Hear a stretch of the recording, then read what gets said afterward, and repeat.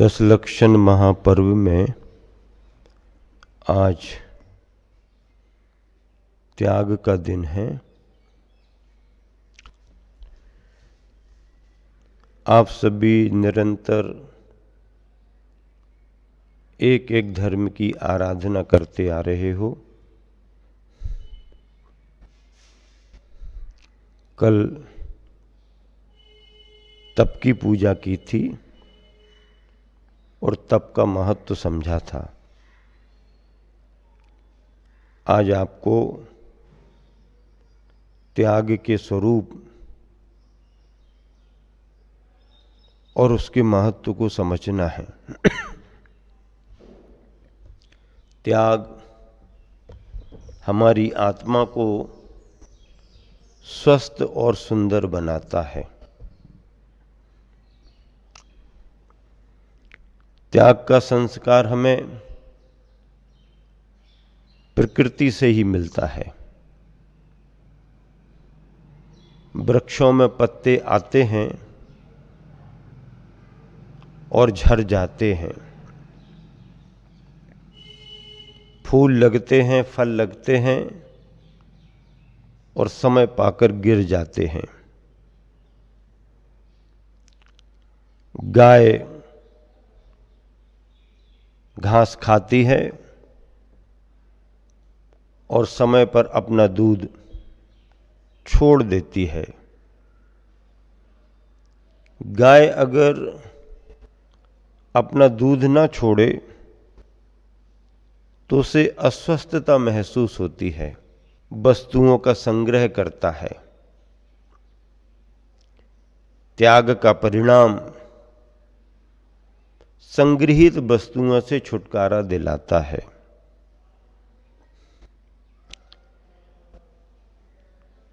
धन का संग्रह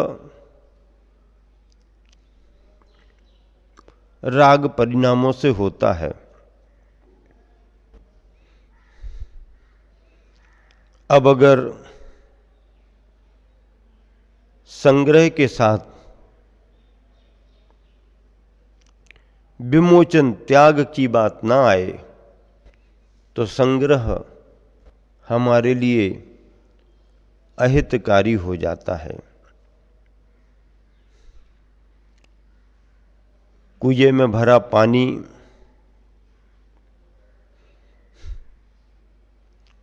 तब तक साफ सुथरा बना रहता है जब तक वह निकलता रहता है, और जब कुएं से पानी निकलना बंद हो जाता है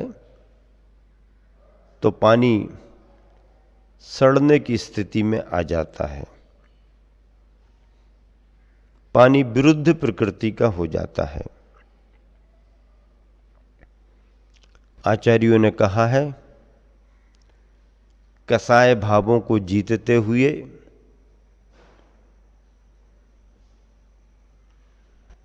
संगृहित द्रव्य का सदुपयोग करना एक तरह से दान है, त्याग है। त्याग को दान के रूप में भी स्वीकार किया गया है। कभी आप अपने द्रव्य का उपयोग अपने लिए करें, कभी अपने द्रव्य का उपयोग अपने परिवार और अपनी समाज के लिए करें, कभी अपने द्रव्य का उपयोग अपने धर्म की प्रभावना के लिए करें, और कभी अपना द्रव्य का उपयोग राष्ट्र हित में, राष्ट्र की सेवा में लगाने के रूप में करें। आत्महित, समाज हित, राष्ट्रहित और प्राणी मात्र के रूप में, जनहित के रूप में आप अपने द्रव्य का सदुपयोग कर सकते हो। जैन परंपरा में कहा जाता है, दान 4 प्रकार 4 संग को दीजिए। आहार, औषधि, वसति का और उपकरण दान, ये चारों दान चार संघ को मुनि आर्यिका श्रावक श्राविकाओं के उपयोग के लिए प्रदान करें। मंदिरों के लिए, मूर्तियों के लिए, तीर्थों के लिए, पाठशालाओं के लिए, गौशालाओं के लिए और राष्ट्र की रक्षा के लिए, राष्ट्र के संवर्धन के लिए आप अपने द्रव्य का सदुपयोग करें। और यहाँ तक कि जो अनाथ, असहाय, कमजोर वर्ग है, उसकी आवश्यकताओं की पूर्ति में भी आप अपने द्रव्य का उपयोग करें। कोई बीमार है, उसका इलाज करा दें। कोई विकलांग है, उसे उपयुक्त साधन दिला दें। कोई शिक्षा के क्षेत्र में अच्छी योग्यता रखता है पर आर्थिक दृष्टि से कमजोर है, साधन विहीन है, उसे सहयोग करें। ये सारे सहयोग भी दान और अपने लोभ भाव के त्याग से एक जनहित के रूप में त्याग का ही स्वरूप है। देखो, आप सभी जानते हैं कि समुद्र का पानी नीचे रहता है और बादलों में पानी ऊपर रहता है। समुद्र का पानी खारा है, कारण क्या? सब तरफ से बहकर के आने वाली नदियों के पानी को समुद्र ने अपने में मिला मिलाकर, समा समा कर और अपना विपुल भंडार बना लिया। समुद्र ने केवल संग्रह का काम किया, परिणाम ये निकला मात्र संग्रह होने से समुद्र का पानी खारा रह गया। बादलों ने जल बरसाया, परिणाम क्या निकला? बादल ऊपर आसमान में रहे। जो दान करता है वो उच्च स्थान को प्राप्त करता है और जो संग्रह करता है वो अधा अधा नीचे नीचे रहता है। और दूसरी बात देखो, बादलों में भी जब तक जल भरा रहता है तो बादल काले काले रहते हैं, शकल सूरत ठीक नहीं दिखती है। और जब बादल अपने जल का दान कर देते हैं तो बादलों की शकल सूरत उजली उजली दिखाई देने लगती है। दाता का जीवन उजला होता है और संग्रही व्यक्ति का जीवन काला काला रह जाता है। इस विषय को समझने के लिए कुछ शब्दों की व्याख्या करूंगा। एक भिक्षा है, एक भेंट है, एक टैक्स है और एक दान है, और फिर उससे आगे का त्याग है। कितने शब्द रखे आपके सामने? भिक्षा, भेंट, टैक्स, दान और फिर त्याग। भिक्षा क्या है? द्वार पर कोई आ गया याचक और उसने हाथ फैला दिए, मालिक कुछ मिल जाए, ये भिक्षा है। लेकिन भिक्षा देने वाला किस भाव से देता है? क्यों रे, तू आज फिर आ गया? कल तुमको मना किया था कि मेरे घर ही बार बार मत आया करो। क्या इस बस्ती में मेरा ही घर देखा तुमने? और भी तो बहुत सारे घर, वहां जाया करो। सुनो, अब आ ही गए हो तो आज ले लो, लेकिन कल नहीं आना। क्या? भिक्षा देने वाले भिक्षा देते हैं, कभी टाल देते हैं, कभी मना करते हैं, लेकिन भिक्षा देने में अभिप्राय क्या है? फिर आ गए तुम, कल मना किया था कि आना नहीं, चलो अब आ ही गए हो तो ले जाओ, कल नहीं आना, ये भाषा रहती है। भेंट अगर किसी को देते हैं तो उसमें कुछ अलग भावना रहती है, भाषा भी अलग रहती है। भेंट में एक स्वार्थ छिपा रहता है और स्वार्थ के कारण व्यवहार बड़ा मधुर और विनम्र दिखाया जाता है, भले परिणाम कैसे भी हों। क्यों दी जाती है किसी को गिफ्ट? क्योंकि भैया अधिकारी नया आया है, तेज तर्रार है, उसी के डिपार्टमेंट से अपने सारे काम बनते हैं। अब डायरेक्ट मिलना जुलना तो होगा नहीं, कोई रास्ता निकालो, चलो होली दिवाली का दिन देखो और गिफ्ट देने के नाम पर चले जाएंगे। और गिफ्ट देने पहुंच गए, अधिकारी ने भी देख करके कहा, क्यों आए जी, क्या जरूरत है इसकी? जबकि अधिकारी भी अंदर से चाह रहा है कि आना चाहिए, मिलना चाहिए, लेकिन ऊपर से क्या कहता है, क्यों आए जी, इसकी क्या जरूरत है? तो सामने वाला भी कहता, सर आपको जरूरत नहीं है, ये तो बच्चों के लिए मिठाई विठाई का डिब्बा है ना, परिवार में जाएगा, आपको तो कोई जरूरत ही नहीं। हाँ हाँ हाँ ठीक है ठीक है, रख दो रख दो। गिफ्ट क्यों दिया जा रहा? क्योंकि उस अधिकारी से कुछ लिफ्ट मिल जाए, लिफ्ट पाने के लिए गिफ्ट है। टैक्स कोई भरना नहीं चाहता, लेकिन करे क्या? अरे फिर से बिल आ गया, अभी अभी तो भरा था, एक बिल चुका नहीं पाए, दूसरा आ गया, नल का पूरा नहीं हुआ, बिजली का आ गया, बिजली का पूरा, नगर पालिका का, ढेर सारे बिल आते रहे, तो भैया क्या करें?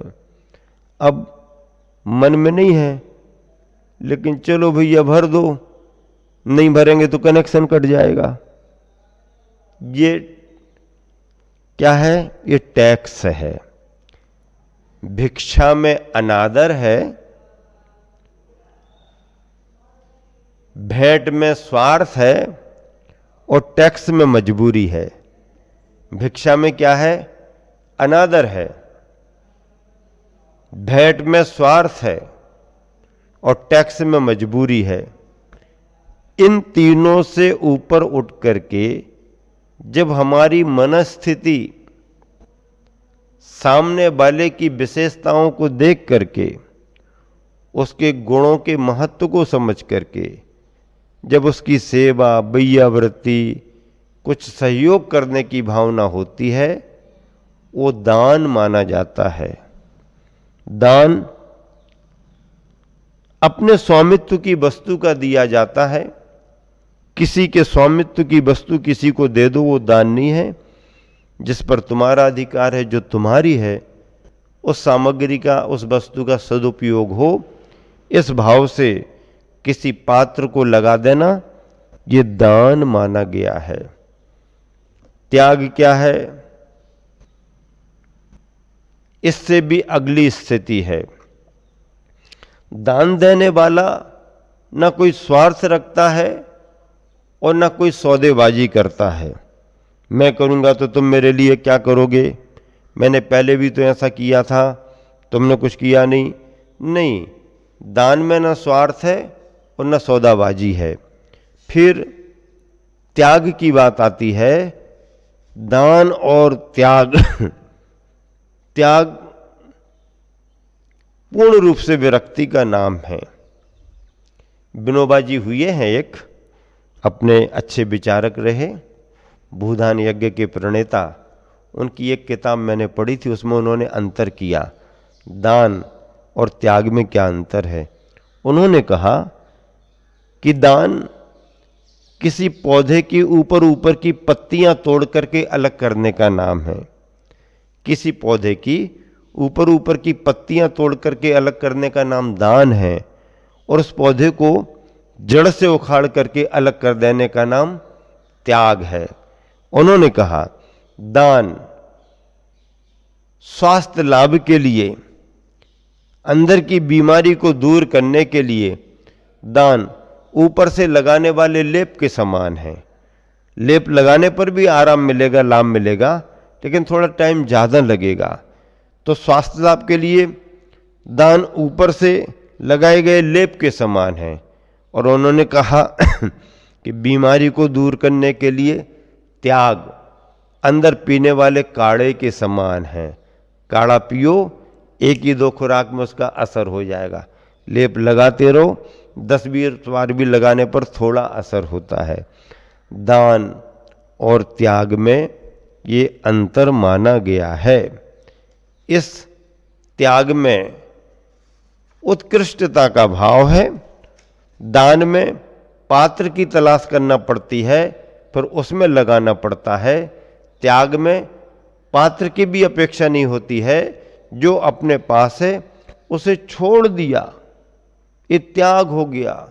देखो, त्याग तो होता ही होता है। मरने के बाद तो तुम्हारा सब छूटेगा। तुम भले ही छोड़ना ना चाहो, पर मरने के बाद तो तुम्हारा सब छूटने ही वाला है। बस खास बात तो ये है कि मरने के पहले पहले अगर तुमने छोड़ दिया तो वो छोड़ना त्याग माना जाएगा, अन्यथा मरने के बाद तो तुम क्या छोड़ोगे? वही वस्तु तुम्हारे लिए छोड़ देगी, वो त्याग नहीं है। त्याग जागृति में और होश पूर्वक किया जाता है। इस तरह से धन का उपयोग करने की जरूरत है। अगर आपने धन का उपयोग नहीं किया तो फिर आपके लिए बड़ी परेशानियां खड़ी हो सकती हैं। धन के उत्तराधिकारी कितने हैं? धन के उत्तराधिकारी 4 हैं। धन के उत्तराधिकारी कितने हैं? 4। कैसे हैं 4? क्या क्या हो जाता है? धन के उत्तराधिकारियों में चर्चा क्या आती है? देखो, धन अगर तुम्हारे पास है तो फिर धन के 4 दायाद उत्तराधिकारी हैं। एक धर्म, एक चोर, एक अग्नि और एक राजा। धन के उत्तराधिकारी 4। कितने? धर्म, चोर, अग्नि और राजा। धन को अगर धर्म में नहीं लगाया तो फिर अग्नि भड़क जाएगी, नष्ट कर देगी। चोर आएंगे, सारा लूट ले जाएंगे, और राजा होगा तो सारा माल जब्त कर लेगा। इसलिए धन का उपयोग धर्म में करते रहना चाहिए। मैं बार बार कहा करता हूं कि अगर आपने अपना पैसा अच्छे कामों में नहीं लगाया तो खाकी ड्रेस में चला जाएगा, पुलिस वाले उलझा करके सब ले जाएंगे। अगर उससे बचे तो काली ड्रेस में चला जाएगा, वकीलों की कोर्ट कचहरी में चला जाएगा। और अगर उससे भी बचे तो सफ़ेद ड्रेस मेडिकल लाइन में बीमारियों में निकल जाएगा। अगर आपको खाकी ड्रेस, काली ड्रेस और सफ़ेद ड्रेस से बचना है तो अपने धन को धर्म में लगाओ। और बिना ड्रेस वाले यही बार बार आपसे कह रहे कि अपने धन को धर्म में लगाओ।